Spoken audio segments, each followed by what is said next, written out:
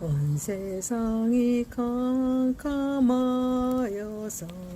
참 빛이 없었더니 그 빛나는 영광 나타나 온 세상 빛이었네. 영광 영광의 주 영광 영광의 주 밝은 그 빛 내게 비추었네. 영광 영광의 주 영광 영광의 주 이 세상의 빛은 오직 주 예수님.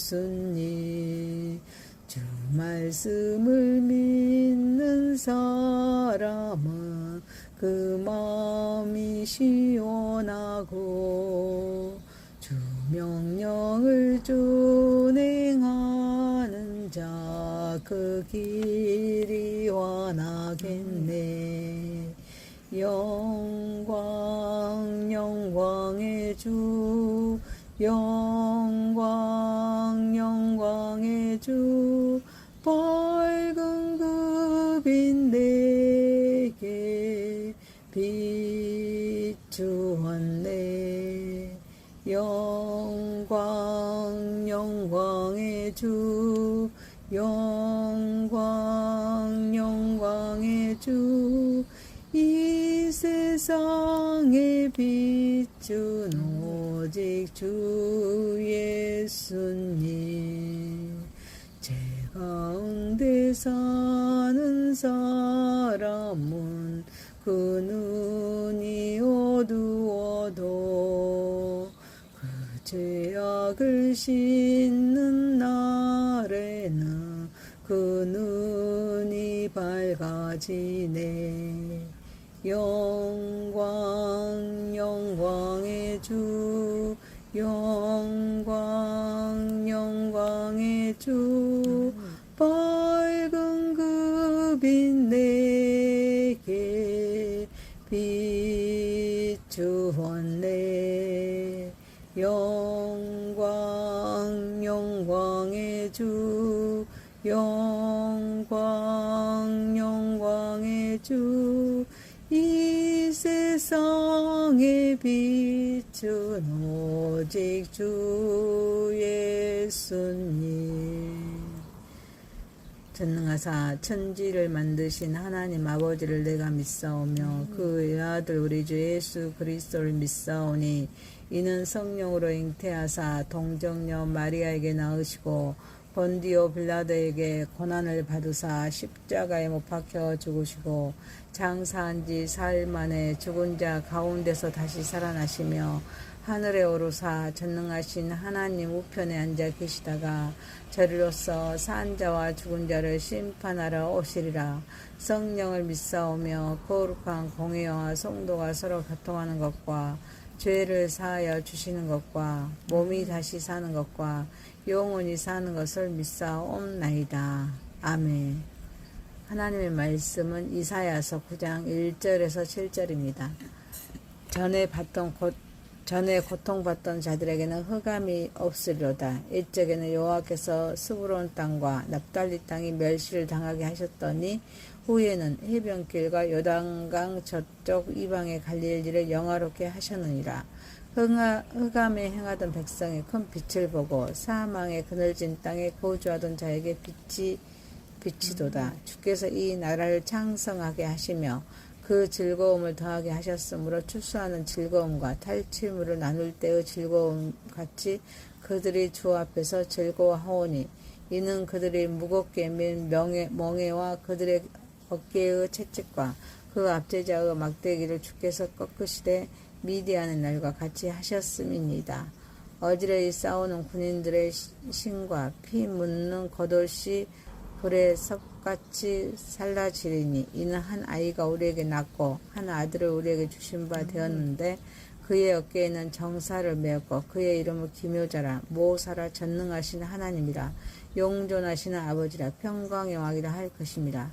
그 정사와 평강의 더함이 무궁하며 또 다윗의 왕자와 그의 나라에 군림하여 그 나라를 굳게 세우고 지금 이후로 영원히 정의와 공의로 그것을 보존하실 것이라. 만군의 여호와의 열심히 일을 이루시리라. 아멘. 전능하시고 거룩하신 하나님 아버지, 우리의 예배를 받으시옵소서. 예수님의 이름으로 기도하옵나이다. 아멘. 이사야서 9장 1절에서 7절 말씀으로 흑암의 땅에 비칠 큰 빛이란 제목으로 은혜를 받고자 하겠습니다. 첫 번째, 흑암에 비친 큰 빛입니다. 과거 스브론과 납달리는 아수르의 침략으로 가장 먼저 유린당하고 멸시와 고통을 겪었던 북방 지역이었습니다. 또한 이방의 갈릴리라는 표현은 이 지역이 이방 문화와 뒤섞여 유대인들에게조차 소외되고 멸시받던 곳이었음을 보여줍니다. 그러나 하나님께서는 바로 그 절망의 땅을 가장 먼저 회복시키고 영화롭게 하시겠다고 약속하십니다. 또한 흑암에 행하던 백성에게 큰 빛이 비친다고 선포합니다. 여기서 흑암은 죄와 심판, 고난과 절망, 그리고 하나님을 떠난 영적 상태를 의미합니다. 사망에 끊어진 땅은 죽음의 이업과 소망이 끊어진 절망적인 삶의 현실을 상징합니다. 그와 같은 곳에 하나님의 큰 빛이 비친다는 것은 하나님께서 친히 구원의 역사를 시작하시고 생명과 소망을 회복시킨다는 선언입니다. 이는 하나님의 심판이 결코 마지막 말씀이 아니라 회복과 구원의 새로운 시작임을 보여줍니다. 이 예언은 역사 속에서 예수 그리스도의 초림과 갈릴리 사역을 통해 완전히 성취되었습니다. 가장 멸시받던 갈릴리에서 공생애를 시작하던 예수님은 죄와 사망의 흑암 가운데 있는 인류에게 생명의 빛으로 오셨습니다. 새로운 창조와 구원의 시대를 여셨습니다. 그러므로 이사야가 선포한 큰 빛은 단순히 한 지역의 회복을 넘어서 예수 그리스도를 통해 온 세상에 임한 하나님의 구원과 하나님의 나라의 도래를 예언한 말씀입니다. 오늘 우리에게도 이 말씀은 동일한 소망을 전합니다. 인간의 절망이 아무리 깊고 사망의 그늘이 짙다고 할지라도 하나님의 빛이 임하면 어둠은 결코 그 빛을 이길 수 없습니다. 우리의 삶이 갈릴리처럼 소외되고 실패와 고난으로 가득한 자리일지라도 주님의 빛이 비치시며 그곳은 하나님의 영광이 나타나는 자리로 변화됩니다. 예수 그리스도를 통해 큰 빛을 경험한 우리는 더 이상 흑암 가운데 방황하는 사람이 아니라 빛의 자녀입니다. 그러므로 임마누엘로 우리 가운데 오셔서 성김의 본을 보이시고 십자가와 부활로 사망의 권세를 이기신 예수 그리스도의 능력을 힘입어 우리의 가정과 교회, 일터와 사회, 그리고 이 시대의 어두운 곳에서 사랑과 진리와 복음의 빛을 비추는 충성된 증인으로 살아가야 합니다. 사랑하는 성도 여러분, 또한 우리는 오늘 이미 그리스도의 빛 가운데 살아가면서도 장차 모든 어둠이 완전히 사라지고 어린 양의 영광이 온 세상을 비추는 완전한 하나님, 나라를 소망하며 어떤 고난 속에서도 인내와 믿음으로 살아가야 합니다.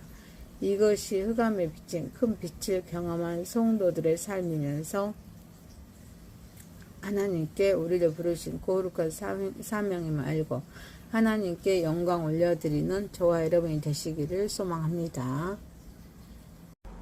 두 번째입니다. 압제에서 해방된 날의 즐거움입니다. 하나님께서는 나라를 창성하게 하시고 그 백성의 즐거움을 더욱 풍성하게 하십니다. 그 기쁨은 추수의 기쁨과 전쟁에서 승리한 후에 전리품을 나누는 기쁨에 비유됩니다. 추수의 기쁨은 생명과 풍성한 공급, 하나님의 축복을 의미합니다. 전리품을 나누는 기쁨은 완전한 승리와 자유를 상징합니다. 이는 하나님께서 자기 백성에게 생명과 풍성함 그리고 승리의 기쁨을 허락하신다는 뜻입니다. 또한 하나님께서는 백성을 짓누르는 멍해와 채찍과 압제자가 막대기를 꺾으십니다. 이 세 가지는 모두 노예의 삶과 억압, 죄와 사탄의 권세를 상징합니다.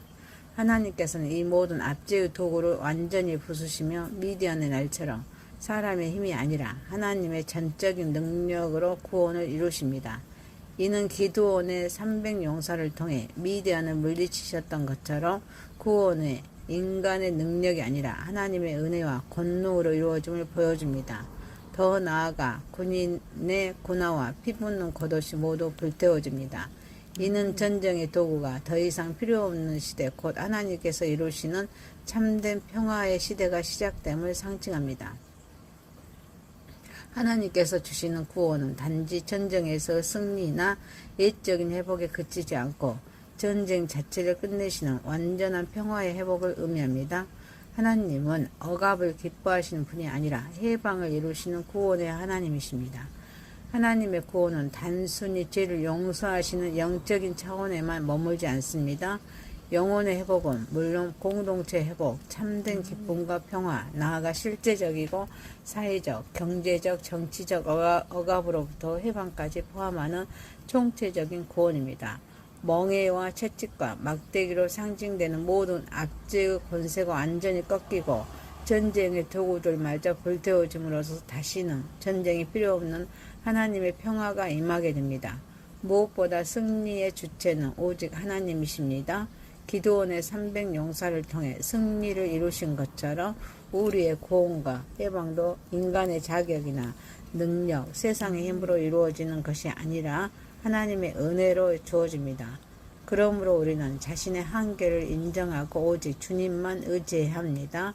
그때 우리를 억누르던 죄와 두려움, 절망과 사탄의 권세는 꺾이고 참된 자유와 기쁨을 누리게 됩니다.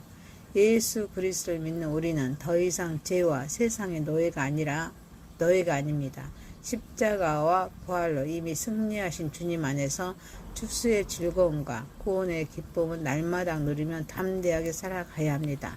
또한 하나님께서 우리를 자유롭게 하신 것처럼 우리도 억누린 자들의 짐을 함께 지고 평화를 이루는 삶을 살아야 합니다.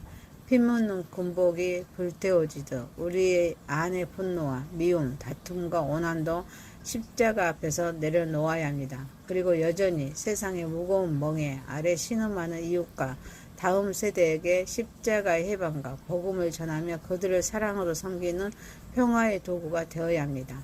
사랑하는 성도 여러분, 그러므로 우리는 이미 시작된 하나님의 승리를 기뻐하면서도 장차 모든 전쟁과 눈물이 사라지고 영원한 평화가 완성될 하나님의 나라를 바라보면서 믿음과 인내 가운데 소망을 품고 살아가야 합니다.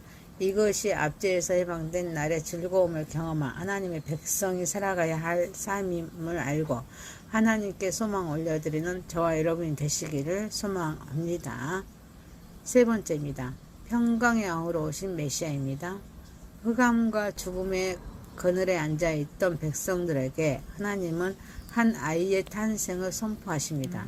이 아기는 단순한 인간 왕이 계승자가 아니라 하나님의 통치권을 어깨에 메고 오시는 신적인 인물입니다. 그분은 기묘자, 모사, 전능하신 하나님, 용존하신 아버지, 평강의 왕이라는 5가지 이름으로 불리며 다윗의 왕좌를 이어받아 정의와 공의를 영원히 다스리실 분입니다. 이 놀라운 구원의 역사는 인간의 야망이나 노력의 결과가 아니라 오직 만군의 여호와의 열심으로 이루어집니다. 이 메시아는 하나님과 인간 사이를 잇는 중보자이십니다. 영원한 왕으로서 정의와 평강을 실현하시는 분이십니다. 그분은 단순한 인간 왕이 아니라 하나님의 절대적인 권위와 신성을 가지신 분으로 온 세상에 참된 질서와 평강을 가져오십니다. 그분의 통치는 단순한 정치적인 지배가 아니라 하나님의 공의와 사랑이 실현되는 하나님의 나라의 통치입니다. 그러므로 우리는 평강의 왕이신 그분 안에서 참된 평화와 화해를 경험하면서 그분의 인도하심에 순종하는 삶을 살아야 합니다. 오늘을 살아가는 우리는 여전히 불안과 갈등, 경쟁과 미래에 대한 두려움이라는 어둠 속에 놓여 있습니다. 이러한 현실 속에서 본문은 분명하게 선언합니다. 참된 평화는 세상의 조건이나 물질에서 오는 것이 아니라 오직 평강의 왕이신 예수 그리스도의 통치 아래에서만 주어진다는 사실입니다. 그러므로 우리는 삶의 무거운 짐을 스스로 지려 하기보다는 우리의 어깨와 얹은 짐을 평강의 왕이신 주님께 맡겨야 합니다. 그리고 우리의 길을 인도하시는 모사 되신 주님의 지혜를 기도로 구해야 합니다. 또한 가정과 직장, 공동체 안에서 갈등과 분열이 있을 때 먼저 손을 내밀고 용서하면서 화해를 이루는 삶을 통해 평강의 왕의 성품을 드러내야 합니다. 더 나아가 개인적인 평안을 넘어서 불의와 소외 속에 있는 이웃을 돌아보고 정직과 공의로 살아가면서 세상 속에서 소금과 빛의 사명을 감당해야 합니다. 사랑하는 성도 여러분, 결국 우리는 혼란한 세상 속에서 참된 평강의 왕이신 주님을 바라보면서 그분의 성품을 닮아가야 합니다. 그리고 그분의 정의와 공의를 삶 속에서 실천하며 이 소망을 다음 세대에 전수하는 신실한 삶을 살아감으로 하나님께 영광 올려드리는 저와 여러분이 되시기를 소망합니다. 이사야서 9장 1절에서 7절 말씀으로 흑암의 땅에 비칠 큰 빛이란 제목이었습니다. 첫 번째, 흑암의 빛인 큰 빛입니다. 두 번째, 압제에서 해방된 날의 즐거움. 세 번째, 평강의 왕으로 오신 메시아. 전능하시고 거룩하신 하나님 아버지, 오늘 이미 그리스도의 빛 가운데 살아가면서도 장차 모든 어둠이 완전히 사라지고 어린 양의 영광이 온 세상을 비추는 완전한 하나님 나라를 소망하며 어떤 고난 속에서도 인내와 믿음으로 살아가게 하옵소서. 우리는 이미 시작된 하나님의 승리를 기뻐하면서도 장차 모든 전쟁과 눈물이 사라지고 영원한 평화가 완성될 하나님 나라를 바라보면서 믿음과 인내 가운데 소망을 품고 살아가게 하옵소서. 우리는 혼란한 세상 속에서도 참된 평강의 왕이신 주님을 바라보면서 그분의 성품을 닮아가게 하옵소서. 정의와 공의를 삶 속에서 실천하며 이 소망을 다음 세대에 전수하는 신실한 삶을 살아가게 하옵소서. 예수님의 이름으로 기도하옵나이다. 아멘. 하늘에 계신 우리 아버지의 이름이 거룩히 여김을 받으시오며 나라에 임하오시며 뜻이 하늘에서 이룬 것 같이 땅에서도 이루어지이다. 오늘날 우리에게 일용할 양식을 주옵시고 우리가 우리에게 죄 지은 자를 사하여 준 것 같이 우리의 죄를 사하여 주옵시고 우리를 시험에 들게 하지 마옵시고 다만 악에서 구하옵소서. 대개 나라와 권세와 영광이 아버지께 영원히 있사옵나이다. 아멘. 사랑합니다. 축복합니다. 감사합니다.